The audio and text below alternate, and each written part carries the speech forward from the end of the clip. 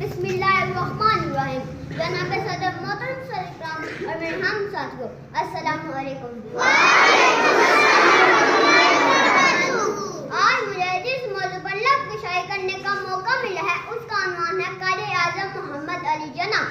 ملت کا پاسباں ہے محمد علی جناح، ملت کا پاسباں ہے محمد علی جناح، ملت ہے جسم جاں ہے محمد علی جناح. لگتا ہے ٹھیک جا کر نشانے پہ جس کا تیر، لگتا ہے ٹھیک جا کر نشانے پہ جس کا تیر، ایسی کڑی کمان ہے محمد علی جناح.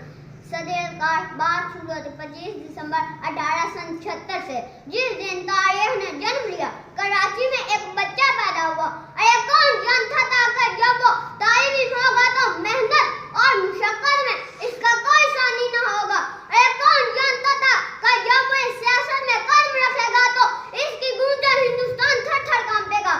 ارے کون جانتا تھا کہ اس شخص کے ارادے اتنے پختہ ہوں گے کہ جو بھی سے ٹکرائے گا وہ پاس پاس ہو جائے گا. ارے کون جانتا تھا کہ وہ کسی سے نہ ڈرنے والا انسان ہوگا، اور کون جانتا تھا کہ وہ ہندوستان کے واسیوں کا مسیحا بنے گا اور قائد اعظم بنے گا. کوئی قابل ہو تو ہم شان کہی رہتے ہیں، کوئی قابل ہو تو ہم شان کہی رہتے ہیں، بھولنے والوں کو منزل بھی نہیں دیتے ہیں.